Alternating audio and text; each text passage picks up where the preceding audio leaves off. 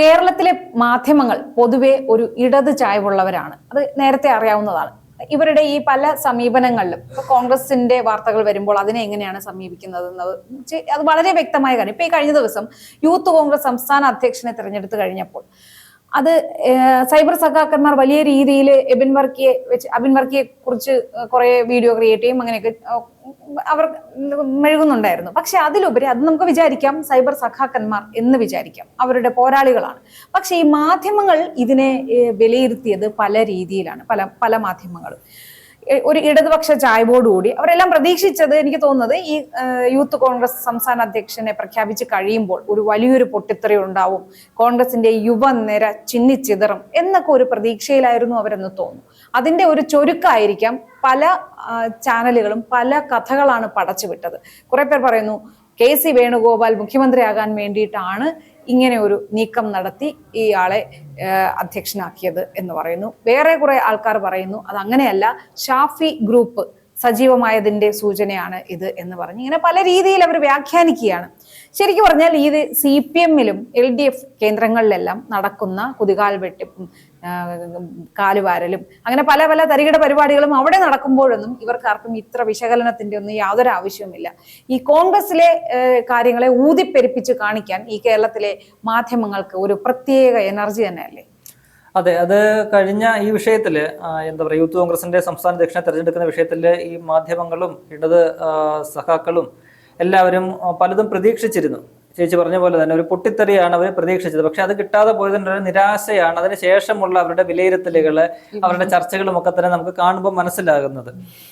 അബിൻ വർക്കി അധ്യക്ഷനാകുമെന്ന് പലരും പ്രതീക്ഷിച്ചിരുന്നു.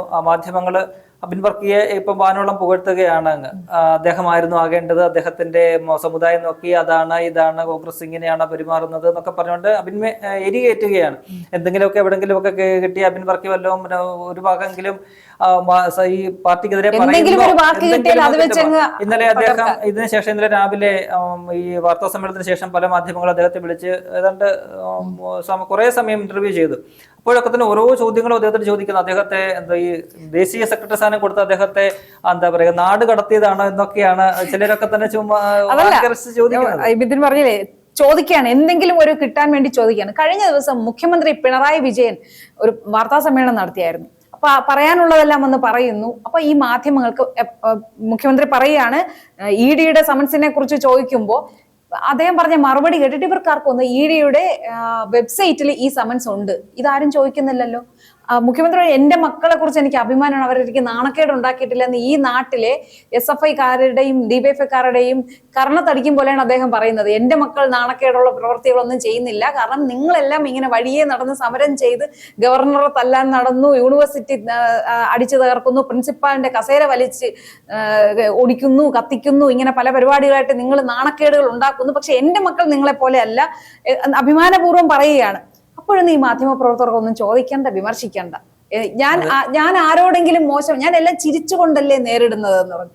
എന്തെല്ലാം പറഞ്ഞിട്ടുള്ളത് ഈ നാട്ടുകാർ കണ്ടതാണ്. പിണറായി വിജയന്റെ വായിൽ നിന്ന് വന്ന വാക്കുകൾ ഇല്ലേ?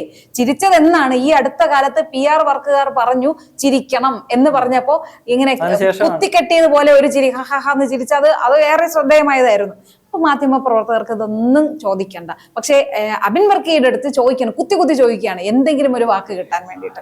അല്ല, പിണറായി വിജയന്റെ ആ പ്രസ്താവന ഉണ്ടല്ലോ, എന്റെ മക്കള് എനിക്ക് ഇതൊന്നും ഉണ്ടാക്കി വെച്ചിട്ടില്ല.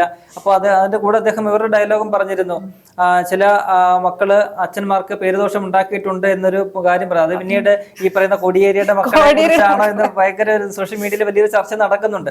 അപ്പൊ ഈ വിഷയത്തിൽ പലരും ഈ കൽപ്പന നാരായണ മാഷൊക്കെ തന്നെ പിണറായി വിജയനെതിരെ വിമർശനമായിട്ട് രംഗത്ത് വന്നിട്ടുണ്ട്. കാരണം അദ്ദേഹം തന്റെ മക്കൾ രാഷ്ട്രീയത്തിൽ ഒന്നും ഇറങ്ങാത്തത് കൊണ്ട് ജോലി ചെയ്യുന്നു, വീട്ടിൽ വരുന്നു, പോകുന്നു, അവർ സുഖമായിട്ട് പോകുന്നു.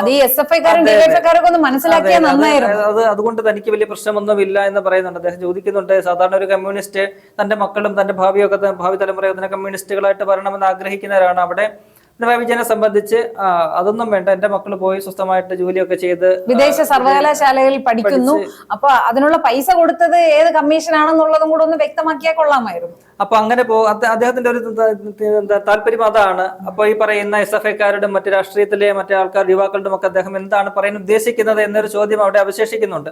അത് തന്നെ മാധ്യമങ്ങൾ ചോദിച്ചില്ല. എന്തായാലും പറഞ്ഞ സത്യമാണ്. മുഖ്യമന്ത്രിയോട് നമുക്കറിയാമല്ലോ, ഈ മാധ്യമങ്ങൾക്ക് മുഖ്യമന്ത്രിയുടെ ഒരു ചോദ്യം മാത്രമേ ഉണ്ടാവുകയുള്ളൂ, മറുചോദ്യം ഒന്നും ഉണ്ടാകില്ല. കാരണം അദ്ദേഹം മുഖം കടുപ്പിച്ചു കഴിഞ്ഞാൽ പിന്നെ ആരുടെയും വായ അനങ്ങത്തില്ല, അല്ലേ? അദ്ദേഹം നിർത്തുകയാണെന്ന് പറഞ്ഞു കഴിഞ്ഞാൽ പിന്നെ നിർത്തി അവിടെ. മറ്റ് കോൺഗ്രസിന്റെ നേതാക്കളോ വല്ലതും ആണെങ്കിൽ അങ്ങനെയല്ല, അവരിങ്ങനെ നിർത്തുന്നു എന്ന് പറഞ്ഞാൽ സമ്മതിക്കത്തില്ല, വിടാതെ ചുറ്റും കൂടിയും ചോദിക്കുക. അത് കോൺഗ്രസ്സുകാരെ പറ്റുന്ന കാര്യമാണ്. പക്ഷേ മുഖ്യമന്ത്രി അങ്ങനെയാണ്.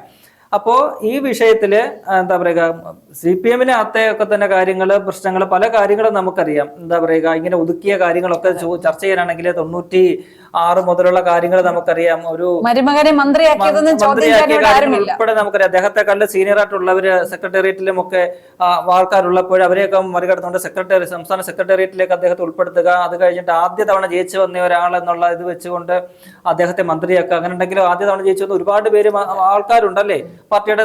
ഇതിനെക്കാട്ടിലും ചുറുചുറുക്കുള്ള ആൾക്കാരും ഒക്കെ ഉണ്ടായിരുന്നു. അവരെയൊന്നും തന്നെ ഈ പറയുന്ന മന്ത്രിസ്ഥാനത്തേക്കോ അല്ലെങ്കിൽ സെക്രട്ടറി ഐറ്റിലേക്കോ ഒന്നും തന്നെ പരിഗണിക്കാതെ ഈ മുഹമ്മദ് റിയാസിന് കൊടുത്തത് എന്താണ്, ആ പരിഗണന എന്താണെന്നുള്ളതൊക്കെ നമുക്കറിയാം. ഒപ്പം തന്നെ KK ശൈലജ 2ാം തവണയും ഇതായി പോന്നപ്പോ അവരെ അവഗണിച്ചു, അല്ലേ? ഒന്നാം പിണറായി സർക്കാരിൽ അവര് തന്നെ ടീച്ചറമ്മ എന്നൊക്കെ വാഴ്ത്തിപ്പാടി ലോകം തന്നെ അംഗീകരിച്ച മന്ത്രിയാണെന്നൊക്കെ പറഞ്ഞിട്ട് അവർക്ക് 2ാമതൊരു അവസരം പോലും കൊടുത്തില്ല.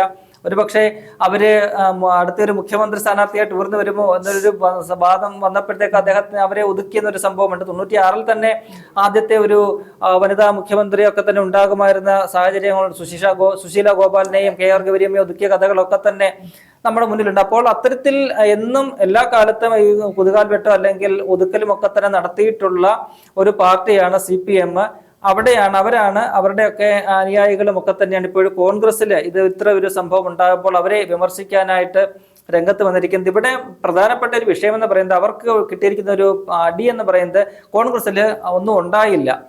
ഒരു പൂ പറിക്കുന്ന ലാഘവത്തോടു കൂടി യൂത്ത് കോൺഗ്രസിന്റെ അധ്യക്ഷനെ തെരഞ്ഞെടുത്തു. ഇവരെല്ലാം വിചാരിച്ചത് അബിൻ വർക്കി ഇപ്പോൾ റിവോൾട്ട് ഉണ്ടാക്കി പുറത്തു പോകും, 10 തെറി പറയും, പാർട്ടി വിട്ടുപോകും, പുതിയ പാർട്ടി രൂപീകരിക്കും, അല്ലെങ്കിൽ ഏതെങ്കിലും. ഇന്നലെ കണ്ടില്ലേ BJP-യുടെ അനൂപ് ആന്റണി അബിൻ വർക്കി സ്വാഗതം ചെയ്യുകയാണെന്ന് BJP-യിലേക്ക്.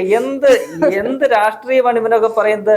അബിൻ വർക്കി എന്തെങ്കിലും ഒരു വാക്ക് സ്വന്തം പാർട്ടിക്കെതിരെ ഈ വിഷയത്തിൽ പറഞ്ഞോ?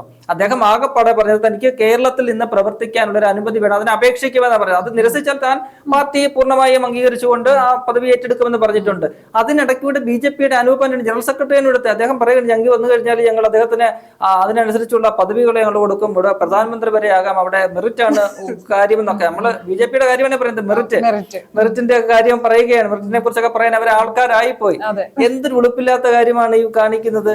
അപ്പോ അത്തരത്തില് ഇവരൊക്കെ തന്നെ വലുത് പ്രതീക്ഷിച്ചിരുന്നു ഈ അബിൻ വർക്കി പ്രശ്നം ഉണ്ടാക്കുമെന്നൊക്കെയാണ്. അതൊന്നും നടന്നില്ല. അതിന്റെ ഒരു ചുരുക്കം അല്ലെങ്കിൽ എന്താ പറയുക, ഒരു ഫ്രസ്ട്രേഷൻ ആണ് ഈ മാധ്യമ പ്രവർത്തകരും ഒക്കെ തന്നെ കാണിക്കുന്നത്. നമുക്കറിയാമല്ലോ, ഈ CPM-ന് വേണ്ടിയിട്ട് കൊള്ളൂത്ത് നടത്തുന്ന മാധ്യമപ്രവർത്തകരൊക്കെ നമുക്ക് അറിയാം. അവരൊക്കെ തന്നെ ഇപ്പോഴതിനകത്തൊക്കെ നിരാശരായിക്കൊണ്ട് അതിനെ വേറൊരു ലെവലിലേക്ക് തിരിച്ചുകൊണ്ട് പോയാണ്. KC വേണുഗോപാൽ മുഖ്യമന്ത്രിയാകും. അപ്പം KC വേണുഗോപാൽ മുഖ്യമന്ത്രിയാവുമോ എന്നുള്ളത് വേറെ വിഷയം. അപ്പം UDF ഇവിടെ ഭരണം പിടിക്കുമെന്നൊക്കെ അവർ തന്നെ സമ്മതിക്കുന്നുണ്ട്. UDF ഭരണം പിടിച്ചാലേ KC വേണുഗോപാൽ മുഖ്യമന്ത്രി ആകത്തുള്ളൂ, അല്ലേ? അപ്പൊ അതൊക്കെ തന്നെ അവര് വെറുതെ ചർച്ചകൾ ഉണ്ടാക്കുകയാണ്. ഇവിടെ കോൺഗ്രസിനെ സംബന്ധിച്ച് കുത്തിത്തിരിപ്പുണ്ടാക്കുകയാണ്. ഇവിടെ വൈസ് പ്രസിഡന്റുമാരിൽ ഒരാളെ, അത് പല കാര്യങ്ങളും പാർട്ടി നോക്കും, അല്ലെ? ഒരു സ്ഥാനം നിർണ്ണയിക്കുമ്പോൾ പല ഘടകങ്ങൾ തീരുമാനിക്കേണ്ടത് കോൺഗ്രസിനെ പോലൊരു പാർട്ടിക്ക്. അപ്പോൾ അതൊക്കെ പരിഗണിച്ചുകൊണ്ടാണ് ആ സ്ഥാനത്തേക്ക് വേറൊരാളെ കൊണ്ടുവന്നത്. അതിനകത്ത് നിങ്ങൾ കിടന്ന് കരഞ്ഞിട്ടൊന്നും കാര്യമില്ല. ആ പാർട്ടിയിലെ ഈ വിഷയത്തിൽ എന്തെങ്കിലും ഒരു പ്രശ്നം ഉണ്ടാവുകയോ ഒരാൾ പോലും രാജിവെച്ച് പുറത്തു പോവുകയോ ചെയ്യത്തില്ല. അത്തരം ഒരു തീരുമാനമാണ് ഉണ്ടായിരിക്കുന്നത്. അപ്പൊ കഴിഞ്ഞ കുറെ കാലമായിട്ട് കോൺഗ്രസിൽ ഉണ്ടായിരിക്കുന്ന ഒരു രീതിയാണ്, ഒരു പ്രത്യേകതയാണത്, അല്ലെ? ഒറ്റക്കെട്ടായിട്ട് തീരുമാനം എടുക്കുക എന്നുള്ളത്. അത് ആ പാർട്ടി എടുക്കുന്ന തീരുമാനം പൂർണ്ണമായിട്ടും അംഗീകരിച്ചുകൊണ്ട് എല്ലാവരും മുന്നോട്ട് പോകും. കാരണം തെരഞ്ഞെടുപ്പുകൾ വരികയാണ്. ആ ഒരു പ്രാധാന്യം, ആ ഒരു ഗൗരവം പാർട്ടി നേതാക്കൾക്കും അണികൾക്കും എല്ലാം ഉണ്ട്. അതുകൊണ്ട് നിങ്ങളുടെ ഈ പ്രവർത്തികൾ, ഈ കുത്തിത്തിരിപ്പും ഒക്കെ തന്നെ തുടരുക. കോൺഗ്രസ് അങ്ങനെ ശക്തമായിട്ട് തന്നെ മുന്നോട്ട് പോകും.